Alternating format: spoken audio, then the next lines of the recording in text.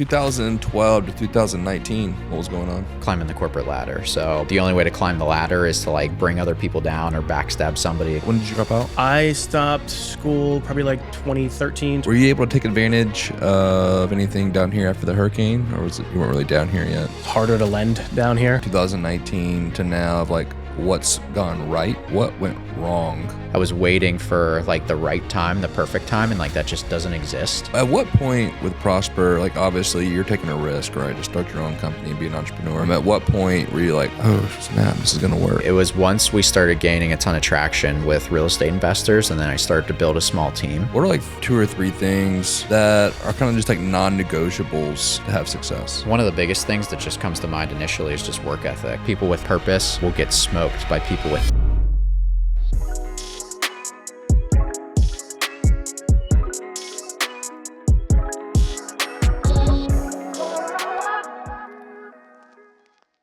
What's up, you guys? Welcome to another episode of the Elliott Caldwell podcast on Successful DNA.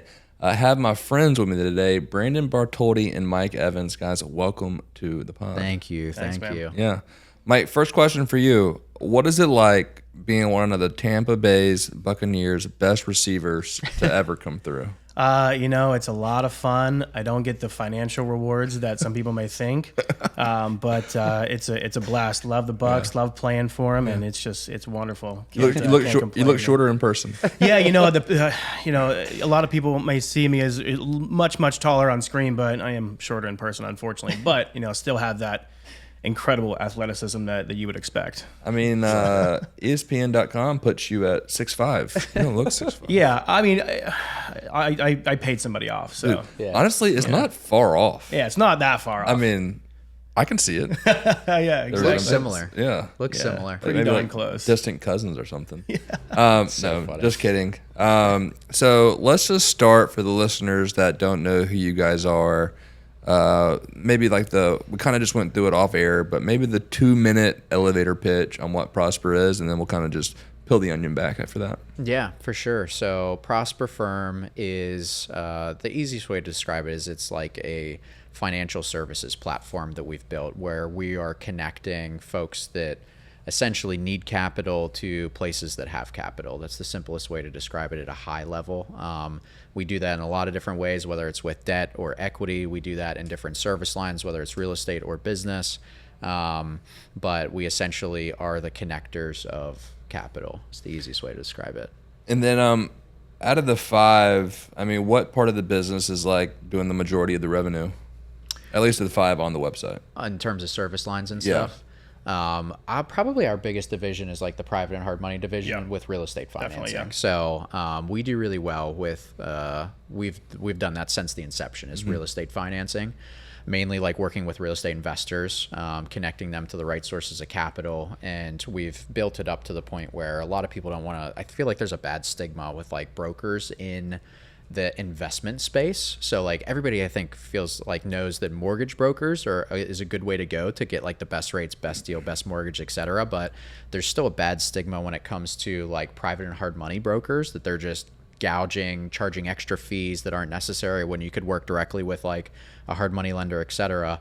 But because we do enough volume, like we won Broker of the Year in 2022 out of 4,000 plus brokers throughout the country. So like we do enough volume that we have the negotiating power that like we mark down all the lenders' fees, et cetera, to make a little bit of margin for ours. And we don't even charge that much because it's a volume play versus like charging a ton on a singular transaction. Like we're more of the relationship play versus being super transactional.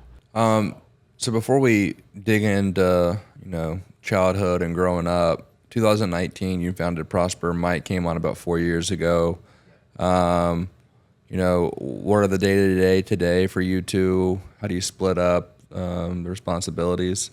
And obviously you and Mike were best friends, so that was one reason, but maybe dig into the reasoning to bringing him on. Yeah, so I've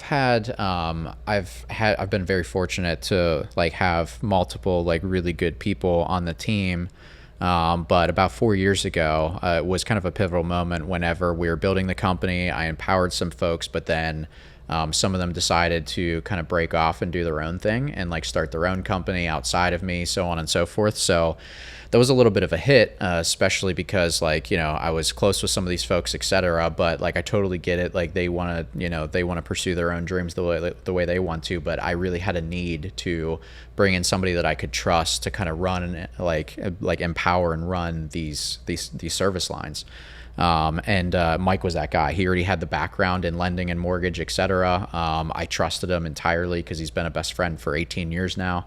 And he already had the skill set. So it was a good timing for him because he just got laid off from his high paying job in mortgage. So it was like, I don't know what, 2021, 2022, something like right after COVID, and like they were doing all these layoffs and the big shakeups that happened. And it was just right place, right time for him to come in and now like run at least a couple of our service lines, which is mainly the private and hard money division with real estate financing. Like he's an expert in that stuff. And then the mortgage division as well. So like he's running those two divisions entirely as like the managing partner, chief lending officer. And then that allows me to be more strategic, focus on partnerships, focus on growing the company, focus on implementing whatever we need to implement, and then focus on, you know, other things that I've started to get involved with. This whole time I thought you were the chief lit officer, but you're the chief lending officer. We can go with that too. That's fine. That sounds just Mike, as what's good. it like? I mean, you know, working with, you know, your best friend, but also like, you know, a business partner. I mean, it's been great. We've always been trying to work with each other, especially just from, you know, growing up in the network marketing phase of our life. We've always worked together in that aspect. But then when we started to shift into different routes of our life, but then was able to come back to it as business partners and still be best friends. And now that we live close to each other in Pittsburgh when we were there, and now that we're here in Florida, we live relatively close to each other. So it's a lot of fun when you can work with your best friend, and you know, both business and in personal is, you know, a great time. So it's a blast. You know, we're both 35, 36. Is that right? I'm 37. I'm 34. Okay. Yeah. And they both grew up in and around Pittsburgh. Is that right? Mm-hmm. Born and raised? Yep. Yeah, born and raised. Let's go through that. Childhood. What was childhood like? Any entrepreneurs in the family? Were you the first ones? Yeah, I was pretty much the first one. My grandparents like owned little like small businesses, laundromats, different things like that, but were never like very successful. And I think they grinded really hard for very little. And my parents, like my mom, saw that and was like, "I'm not doing that. I'm just gonna go like work a job and make as much as I can there." So like they just work normal jobs. Like my mom worked at a bank, still does, and my dad is a mechanic, works on cars.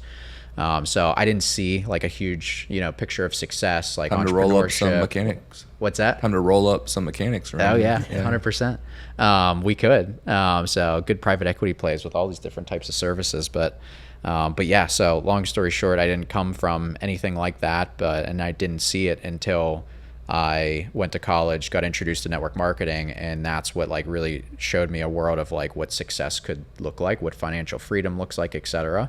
Because I was probably the last generation that didn't grow up on social media. I got my first flip phone at 17, my first smartphone at 21, and that's like when I got on social media. So like I didn't have like all this stuff available to see what success looked like until like all I knew was just kind of average, you know. And then once I saw a bigger picture, a bigger vision for what my life could look like, then I got really excited about pursuing more of an entrepreneurial journey. But I didn't have that until I was probably 21. Yeah. So what about you, Mike? Yeah, no real major entrepreneurs in my direct family. My there are three older sisters, so I'm the baby of three, baby of four, I guess. And we kind of grew up in the education route of, you know, go to school, get a good job, and my sisters are much smarter than me. One does cancer research, the other one's, you know, she has a master's degree, works with kids, speech pathology, and she's a teacher. And I dropped out of college, so I was not an education guy. I always knew that I was an entrepreneur. I just didn't know what that meant, or really what that was, until later on in life. But I was kind of really the first one that stepped out and really just didn't see myself in the corporate phase and in the corporate world for the rest of my life. There's nothing wrong with that, but it wasn't me, and I just didn't really grow up with that. But, you know, coming into college and then meeting people like Brandon and some of the other mentors that we've had throughout our life, I just saw this different aspect of life that you're just not taught in school. And then you graduated college, Brandon, in 2012? yes, And where'd you go? Penn State. Penn State. You're on the line. What's their mascot? The Nittany Lions? Lion. Yeah. New football coach Yeah. from Iowa State, right? I think so. Yeah. I haven't kept up with it as much now, but I was telling you about that family I lived with for a summer up in Butler. They were big Penn State. I think two of the three kids went to Penn State. Yeah. So everything's navy and white in the house. Die hard, 100%. Everybody is.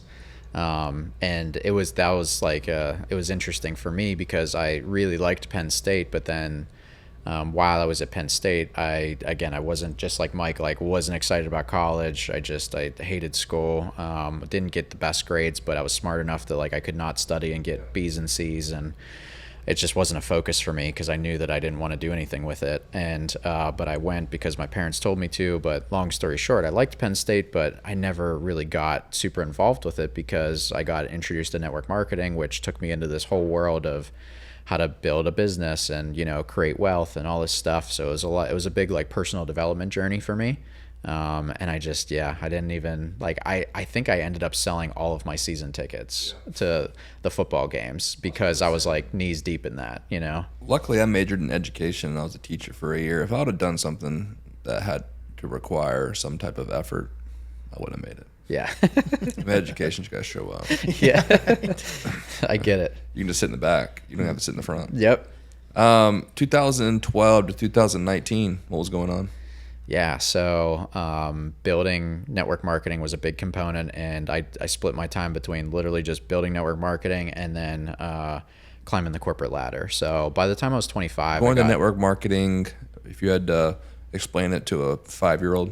It's like peer-to-peer sales, essentially, where instead of going to a storefront to buy products, you like have access to wholesale products, and then you just like essentially push those to people yourselves, and then you can build a team under you of people that also move the product. And the concept is everybody moving a little bit of product adds up to a lot of product, and everybody can share in the revenue, and so on and so forth. So that's the concept. We did it with a company called Amway, which is the biggest network marketing business that there is like in the world. We did well with it. I mean, I got into the top 1% of Amway and had a full-time income from it by the time I was 25. And that was like my first successful venture because I was like, you know, traveling all over or speaking at conferences in front of 2,500 people. It was really cool. Because I was young and single and like decently successful, that I was like their poster boy. So they were just pumping me around everywhere because Amway's been around forever. So there's a bunch of like older folks now, like old heads, Yep. that you know, they're looking for that next generation. And I was that guy for a little bit of time. So I did that while I was climbing the corporate ladder. I specialized in like consulting and project management, strategic planning, stuff like that. Since I didn't actually have a niche in anything, I just like basically ran projects and organized effort of people.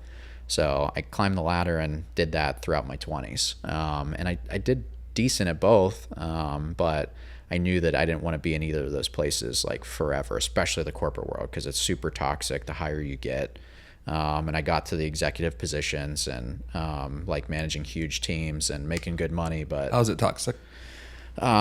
Just the culture. So like I love the culture that like you guys are creating here with Rise and so on and so forth, and we're creating similar cultures. And like in the corporate world, it's very cutthroat. It's like everybody's out for like each other because all they care about is themselves, and the only way to climb the ladder is to like bring other people down or backstab somebody, etc. So like it's very stressful, it's very toxic, and then they put a radical amount of pressure on you to perform. So you're working, 10-12 hour days just building somebody else's dream. This isn't your dream. You're just, in a cog in a wheel in these huge companies. So it's not like you're building something significant that you can see like tangible impact with, I think we saw that in with the JP Morgan news recently. Yeah. Yep. Yeah. 100%. Mike, so you dropped out of college. Where'd you go to college? I went to a small school called California University of Pennsylvania. We probably had 50 people on this podcast, but 49 of them have dropped out of college. Brandon's the only one that hasn't. So, wow, he's the outcast. I am the outcast.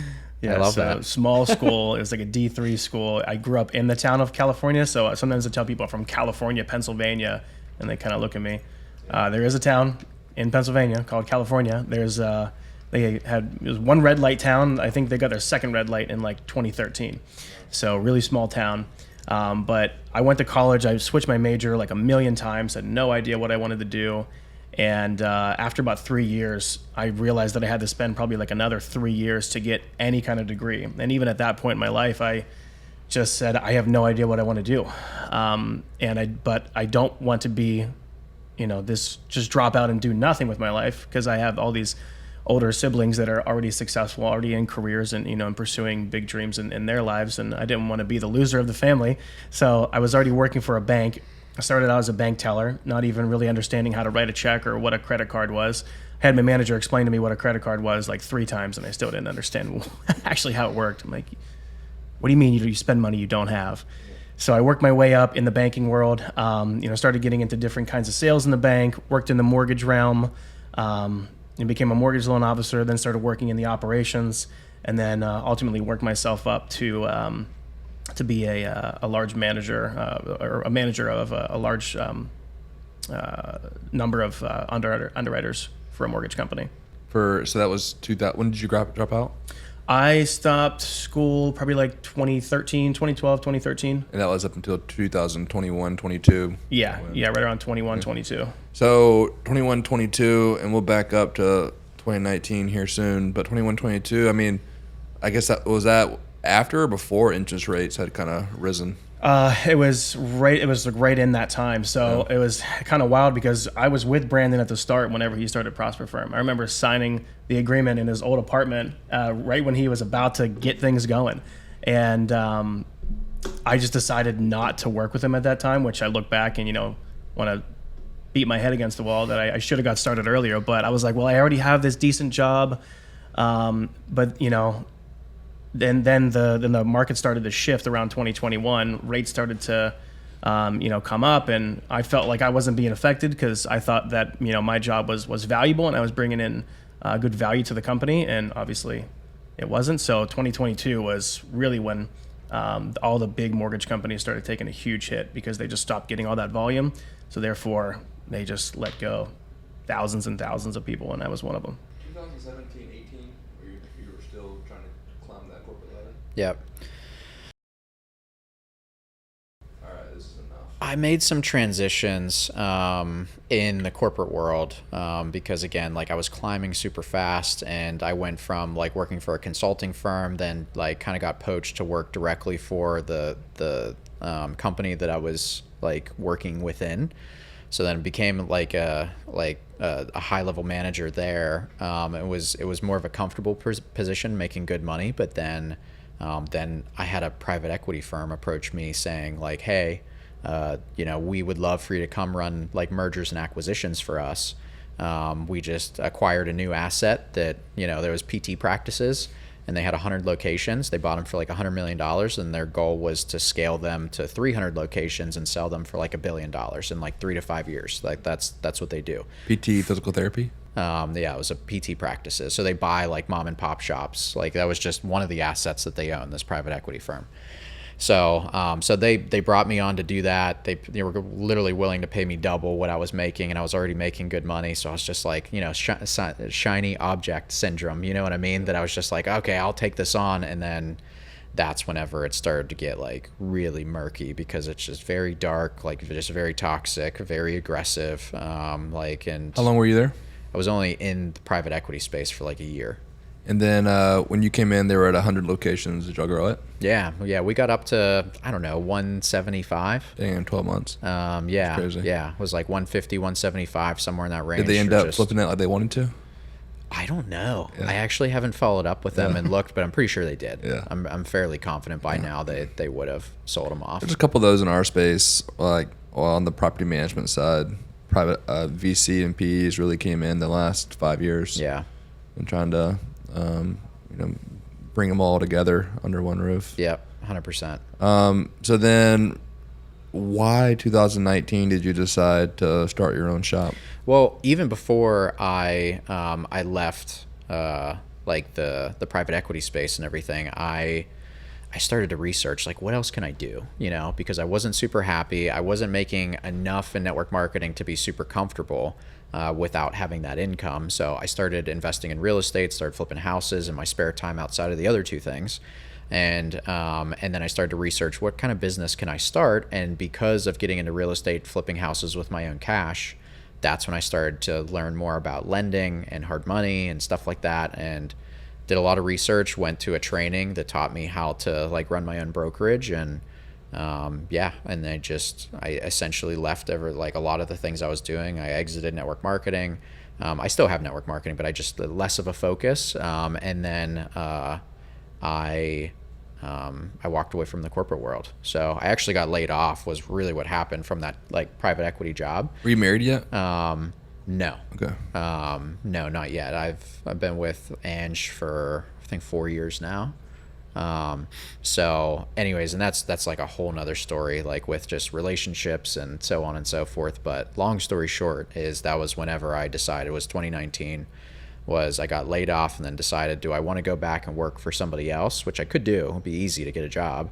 But I just knew I was being pulled to do something different, and, like just based on like my like spiritual background and everything, I just knew that, this was the direction I wanted to go. I felt being like pulled in that direction.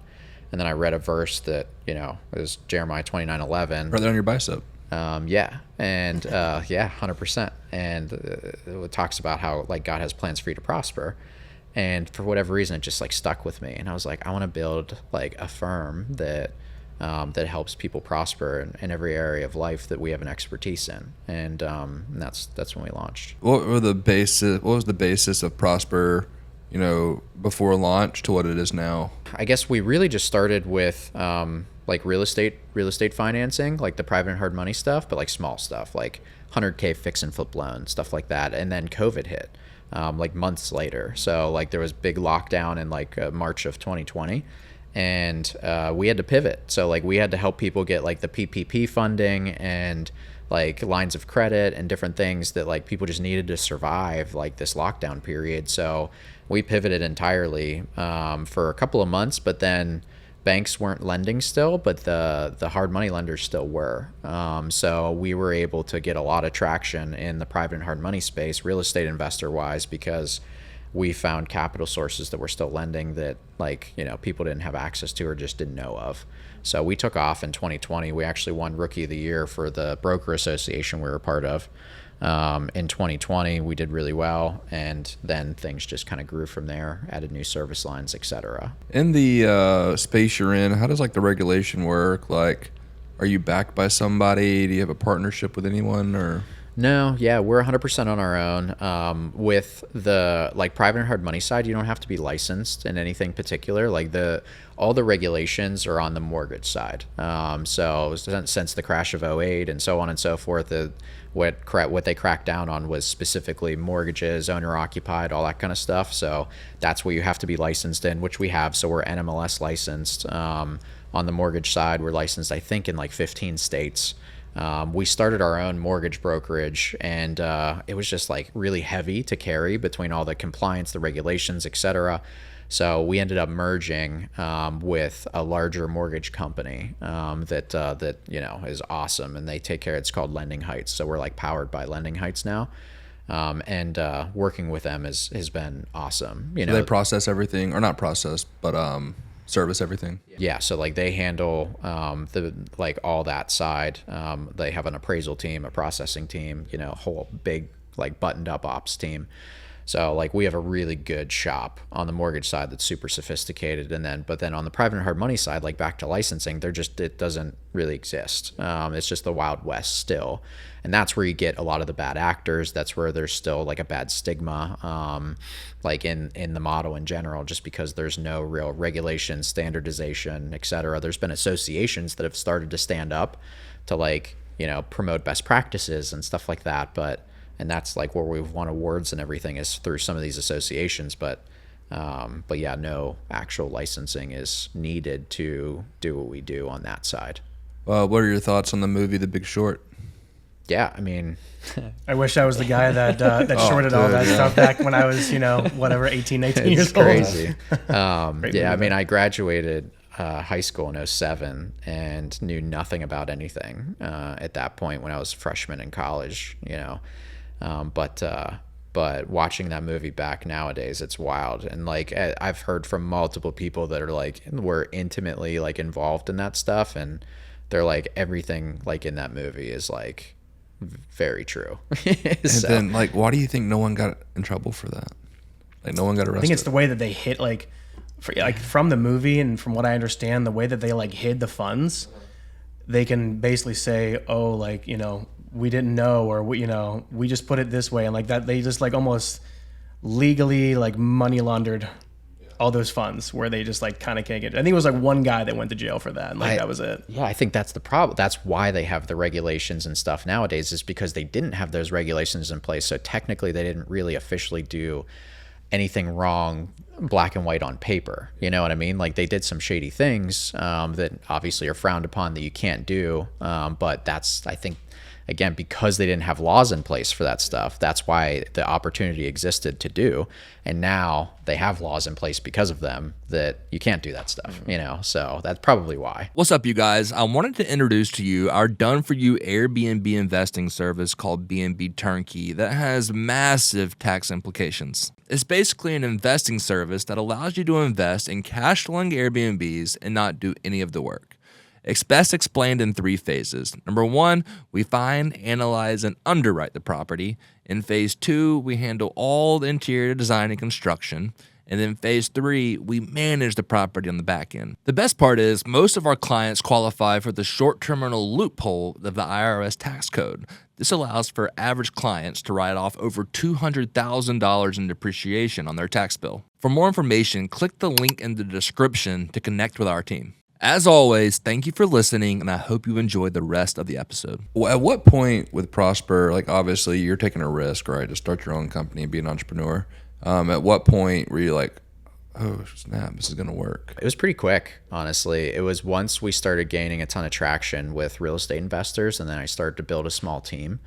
So I think I had like 2 or 3 guys on my team initially after about 6 months, and I got to the point where within my first year, I just stopped closing loans myself entirely, and just let the team run everything. And I was generating leads, but giving them to the guys. And within my first year, I completely unplugged out of like the day-to-day of like closing loans and so on and so forth. So it was within a year that I was like, wow, like I have something cool here. Like, we have something special, and we have a business that seems to be different than like what exists currently in the marketplace. Like, even coming down here, like when we moved down here, like it just, everybody we're talking to seems to be really attracted to the model, because the way we're doing it at the level we're doing it doesn't seem to, I don't want to say it doesn't exist, because I'm sure there are people that are doing really well on like the private and hard money side in this way.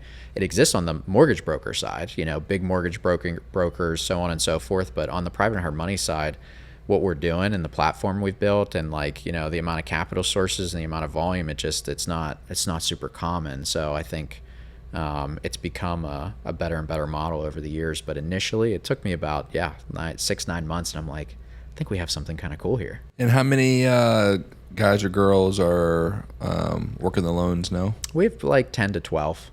And so you're having to, you know, obviously they get their own leads, but how are you, like, what's your best lead source for these guys? Honestly, like referral partnerships. Mm-hmm. Yep. Referral partnerships are huge for us. Obviously, we get a lot of repeat business, because like on the mortgage side, you don't get as much of that, because people, you know, get a mortgage once every 5-10 years or so. But on the private and hard money side, if you're working with a real estate investors, you know, the good ones, they're flipping a house every 3 months, you know, so you have a lot of repeat business. And then once you do well with one person, they know other people within their sphere of influence that are similar. So they know other real estate investors. So it just kind of starts to web out and snowball. Like, that's what it did in Pittsburgh, that we became like the guys, that's what we do. So like, we filled a gap in the marketplace, and then we started to get like strategic referral partners, where maybe they have a big network of folks that could be our clients, right? And we'll do some type of like profit share or revenue share with them, because if they're going to bring us a ton of business, you know, we're happy to, you know, share in the profit and actually have like a strategic partnership. So that's been really good for us, that we have a few of those up north that have generated us a ton of business. When did y'all move down? I moved down last August. Okay. And 4 weeks ago. Yeah, oh, nice. Mike's been here like a month. Welcome, dude. Very fresh. It's like still in boxes. I'm not going back. I Yeah. love it here. This is the best. Yeah, we moved down in 2017, and we'll never leave. Yeah. Tampa, Clearwater's sick, dude. 100%. Were you able to take advantage of anything down here after the hurricane, or was it you weren't really down here yet? harder to lend down here, honestly. Like a lot of our sources, they would still lend down here, but they kind of had a higher scrutiny of what they wanted to see for a client. Now it's like dialed back, but like we still did some lending down here, just I don't think as much. I usually only do, pretty much only short-term rentals until the hurricane came and a bunch of houses got wiped out. At least, the 4 feet of drywall on the bottom cut. Then we bought 7 long-term rentals, and it was great. Yeah. Yeah. Just did hard money, got in, ended up buying them out all cash because the market hadn't came back yet. But we're renting it for like $4,500 a month, and we got them for like less than $300. That's awesome. So it's like we'll just wait till the market comes back. Right, 100%. Cross our fingers that another hurricane doesn't come. We have we just picked up a new client that's a luxury home builder, like on like the Madeira Beach and like up and down and like all that kind of stuff. And he's buying $2-3 million houses and then selling them for 4, whatever the case may be. And he's been cleaning up, like just from like all the hurricane stuff, like so many damaged homes that he's picked up for pennies on the dollar. You knock them down and build. Mm-hmm. Yep, just rebuild them. Yeah. Or depending on if the shell's still there, then use the shell and just renovate. But it's a lot of new construction. I've seen a lot of that up and down, Pinellas County coast. Yeah, intercoastal. A bunch of new homes, like the big $4 or $5 million homes. But yeah, it's happening a lot. So it must be working. 100%. Yeah, there's still. I think now there's been enough time that the markets start to bounce back a little bit, and people are. They know like what I think that was the first like real bad hurricane like in 75 years or something like that. So, so the chances of it happening like all the time, I think at first it shook the market, but now I think it's already starting to get back to okay, let's rebuild, let's get it in, like it's going to be fine. I don't think there's a ton of fear in the market now. So we talked about a lot from 2019 to now of like what's gone right, what went wrong, that whether it was I don't believe in no regrets, then we all have regrets in our businesses especially, but like what are some things, maybe at least lessons learned that you went through? Yeah. We've learned a ton of lessons along the way. But like even just going back through like from when we were growing in our 20s and like right when we were about to launch Prosper, like I think I learned that like timing doesn't get better, like we just get older. Like I remember seeing that like quote somewhere that I was just like, I think I was just waiting for something to happen, or even like this move. Like I was waiting for like the right time, the perfect time, and like that just doesn't exist. So that was something that like held me back for a little while. That like I just felt kind of God like nudged me a little bit. That I was just like we have to kind of take the leap of faith and move because we've been vacationing down here for like a decade, and I always knew that I wanted to come down here. I just felt like this pull to be down here. But I just didn't know when the right time was, and I just heard that nudge. So that was something that I think I learned and knew that once I got down here, like now we know why. And same thing, like even from a perspective of like back when I was, all these little things like played into like even who we are today. That I remember when I was sitting in my cubicle, like before I became an executive in corporate America, and just like hated it, and just sitting there in that cube, staring at my computer screen, and we lived in a place where the weather wasn't that great. So like we were just living like paycheck to paycheck, Friday to Friday, paycheck to paycheck, taking one vacation a year and going down to a place like this where it's just like kind of paradise. And I remember I put a thing on my phone screen that said, instead of wondering when your next vacation is, maybe you should set up a life you don't have to escape from. Yeah. And I remember reading that like day after day, and being like, I'm not going to settle, and I want to create a life that like I love every day, and I'm where I want to be every day, versus like always wishing and wanting to be somewhere else and like just waiting for the next cool thing to happen. It reminds me of the Tony Robbins quote. It was you go from too young to too old in one night's sleep. Like one day you're too young to do it, and you wake up, I'm too old to do it. 100%. And that's why, like, yeah, you just have to live in the moment, take every day captive. And so those are some little things. But then, like, once we were building Prosper, honestly, a big thing is like learning who to trust and who not to trust. You know, like I put a ton of trust and faith in an individual that like I completely empowered to like kind of start to like run the company, so on and so forth. And gave him all my contacts, like gave him all the leads, all the clients, like everything that he needed to, you know, start to make a super strong income. And just trusted that, like, you know, he's gonna be with me forever, like my wingman, you know what I mean? Like, and but I ignored like flags and warning signs that like that might not be the case forever, and I just like trusted and went on faith that, you know, it's gonna work out, like he's not going anywhere, like blah blah blah. And there's things that I learned too about that process of like, you know, maybe I should have been more involved, more attentive, like should I have been more involved with like goal setting or just like making sure that, you know, he was getting everything that he needed. But you know, that was something that I learned, is that like I just have to make sure that I'm putting my trust and like empowerment in the right places, because that could backfire. And your investors, what deals have been getting the most traction and the most volume recently? Still fix and flips, or? Yeah, fix and flips. Like fix and flips and DSCR loans are just like your singles. You know, those are the easy hits. The ones that are really, really nice are like the portfolios. You know, like the 1 to 4 unit portfolios, and then the ground up construction, whether it's, you know, 1 to 4 unit or a bigger multifamily. Those I've seen some really, really good terms on. Some of the best that I've seen, even just competing with other, you know, financial institutions. We're really good with those portfolios, really good with those ground up constructions. But even with the fix and flips and DSCR are still very competitive. But the ones that have just phenomenal terms and just close rate are the portfolios and the new constructions. Yeah, we have a guy that has we have a couple of clients that have like say like 1,000 doors, so on and so forth, and they're just giving us like month after month like 2-3 million chunks of their portfolio to refi, because the numbers are just making sense right now with some of the places that we have access to. So it's been good. Mm-hmm. Portfolio loans have been huge. New construction loans have been huge.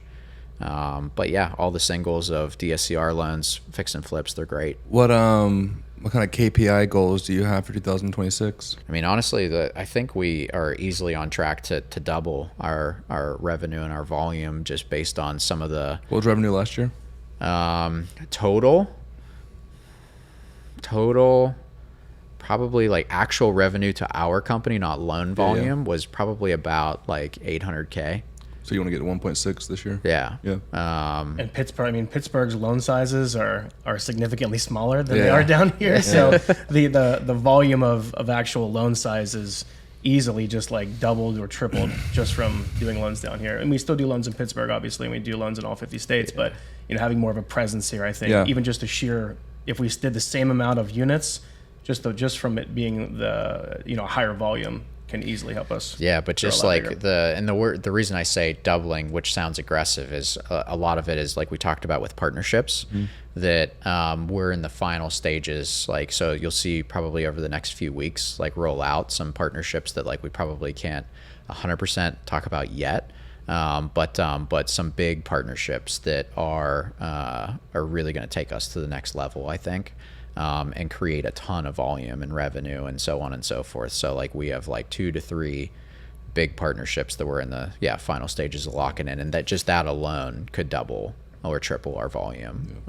So whether it's big conferences or whatnot, you'll just be able to like invest into those. 100%. And we're always trying to make the right moves in terms of like who to partner with, who to work with. Like we just partnered with Vega and like 11 agency to continue to like build the brand and the reputation, and like just become a centralized focus for like financial services down here in the Bay Area, and then just kind of grow from there. But yeah, we kind of have the roadmap mapped out. It's just ultimately just good people looking to work with good people. And that's the focus, Well, how I like to usually end the podcast is, with it being on Successful DNA, whether it's you guys or people you've been around or any clients or family, friends, whatever, what are like maybe 2 or 3 things, and maybe from both of you, if it's possible, and you might have the same ones, that are kind of just like non-negotiables to have success? I mean, I would say one of the biggest things that just comes to mind initially is just work ethic. Like you have to, and you have to kind of begin with the end in mind. I think that's a big component to success, is that like you kind of have to map out the destination to understand where you're going. Otherwise, most people are just going nowhere fast, right? They're grinding, they're putting in work, but if you don't have direction, like I was just talking to Melvin about that just earlier today, that there's a big difference between like general ambition and specific ambition. And I feel like that's a lot of like young kids today, is they have ambition because they see social media, they see success, they see like what like freedom and wealth looks like, but they have general ambition. They don't have a specific direction of how they can achieve those things.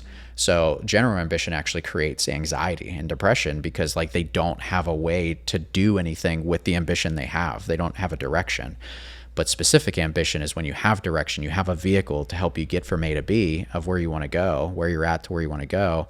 And I think that's a key in terms of success. But work ethic, like you can't beat like that mentality. So like there's people with, I think they say people with purpose will get smoked by people with talent, and so on and so forth. Like it's just that concept of like, if you're willing to work, you could literally be more successful than the person that is just, super talented and so on and so forth. So obviously that comes up a lot on the podcast, just like work ethic and grit and whatnot. And then I feel like especially the past year or two, as I've like scaled my net worth and scaled our businesses, that have put me in like some rooms that I could never have gotten in. I think, and the way I've explained it is like work ethic is subjective, right? Like me working hard compared to a 18-year-old freshman athlete working hard are like two different things. 100%. Like and then I think I'm working hard. Then I get in a room with a billionaire, or then I hear Alex Ramosi spending 25 hours on content a week, and I'm like over here spending 25 minutes. And I'm like, okay, well, I'm not working as hard as I thought I was, right? Yep. But yeah, I mean, it's subjective, and like, I mean, this comes up all the time, and I'll tell our team all the time, like, okay, even if like, and you did it, the reason I'm bringing it up, where, I mean, you were absolutely grinding when you were single in your 20s, right? Which is like the best book that I think these, kids can write for themselves, in their 20s is, all right, you're sleeping 7 to 8 hours a day. Sleep's very important. All right, you're at your 9 to 5 or 8 hours a day. All right, what do those other 8 hours look like? Yep. Okay, it doesn't even include the weekend where you have another extra 16 hours. Mm-hmm. On the weekend, are you going out every Friday, Saturday night, getting drunk, not doing anything from a network? Okay, cool if you want to do that, as long as you're still networking, right? Yeah. But like, right. Literally just doing it to do it. Yep. But then, like I told to our team, hey, are you here at 9, you leave at 5. You wake up at 6:30, 7, whenever, and you lay in bed, you mosey around, drink coffee until 8:30, 8:45, scrolling on your phone. Then you come in, then you get home, you lay on the couch, scroll on your phone, make dinner, watch Netflix, go to sleep. Like, what are you doing with your life? 100%. Because now you and I know how it is when you have kids. Like, those days are done. Yeah, right? You think you're busy now, yeah. Like as a single person. Like, yeah. Imagine, yeah. Well, then I think it's just different with kids because, like I want to be an amazing father. Well, to be an amazing father, I have to be present. Yep. And so therefore, my days are very, very different from my assistant's days, right? And and I push her to be special, and she's really good at what she does. But she's gonna be able to do things. You just keep going about the good things, yeah. But no, like. When I get home at 5, I have to somewhat shut it down because, from 5 to 8, I'm all dad. But then from 8 to 12, we're back at it again, And it's hard, especially for an entrepreneur, because there is no shut off. If you're working a job and like there's defined hours, it's easier to like, that's what I had in the corporate world. And then I could clock out at 5 and then build my network marketing business all evening. And that's what I did from the time I woke up to the time I went to bed. Like I was working on something.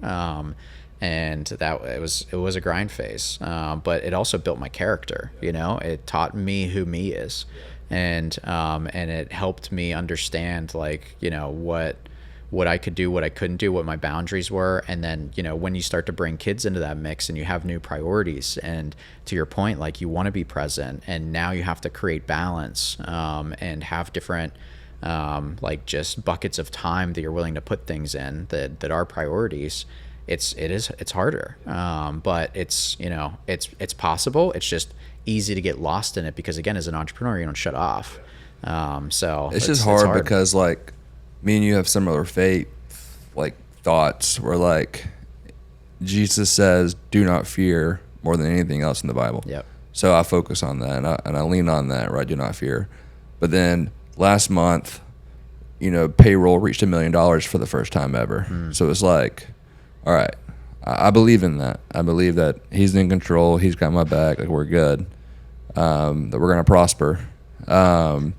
But there's countless families counting on me to make the decisions that are best for this company. Yeah. So that's like challenging sometimes. It's real pressure. Yeah. That's real pressure. That's not like fake fear. Yeah. You know what I mean? Because I think that's what a lot of people get caught up in is fear of the unknown, fear of insecurities they have, fear of rejection, fear of whatever.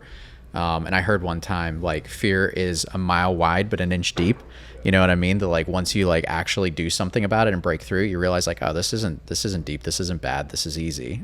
So it's easy to break through a lot of that fear, but then there's a difference from like real pressure. Like there's the weight of salaries, there's the weight of, you know, expenses and so on and so forth, or just even the weight of family and prioritizing time for them before they grow up, you know? So like and I think that's the difference is, like, you know, there's pressure and fear. They are different. And it's just about how you attack them. But, you know, it sounds like you're doing an awesome job in terms of trying to find that balance and ultimately, like, change a lot of lives too. Yeah. You know, so it's really cool. What about you, Mike? Non-negotiables. Yeah. I think when I can boil success down, if I were to put it into really 3 categories, I would say number one thing that you have to have is vision. I learned this back even when I was just trying to, you know, promote myself in the corporate world. I wrote down, I want to make $100,000 a year. And I would look at it and focus on it every single day. And 2 weeks later, I got a phone call and this company wanted to hire me. And my salary was $101,363 a year. And I was like, all right. What's the math behind that? Is that a random number? Or is there... What's that? Is that a random... The 101? Yeah, like 363. Is that a certain number a month? No, they just like they broke it down. I think into like it was like hourly, but it actually was salary. But like that's what it came out to.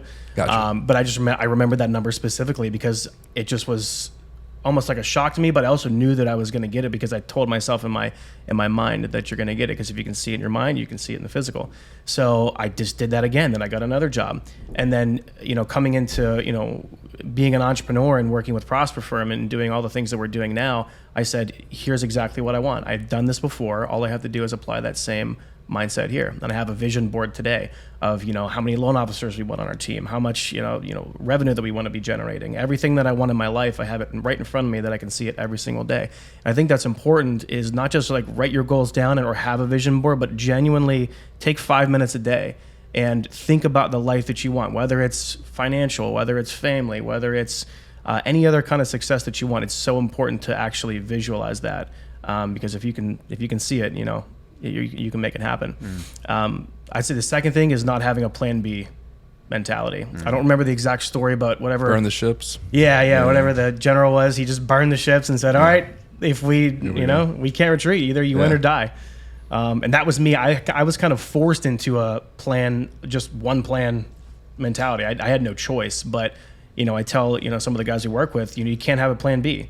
You know, you have to, if you really, really want to make this work, you have to go forward. You know, I got laid off from my job. I had a mortgage payment, I had car payment, I had lots of other expenses, and nobody was hiring in the industry, so I couldn't even go get another job. Yeah. Best thing I could do is probably flip burgers or go do something, you know, that I couldn't even make my payments. So just really getting in the mindset of, I have to make this work. I told myself, I have to make this work or I won't have a home. Yeah. You know? It's so fun, like burning the ships and like work ethic and bringing it all together, and just, I think part of it is like, it's like really weird too. Like we had a team member, he or she, I won't give it away, like has a business, right?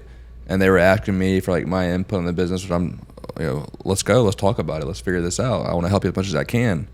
And essentially they were talking about capital raising, where I didn't tell them this, but they needed like $5,000. So I was just going to give them the money, right? But before I did that, I was like, hey, build a plan.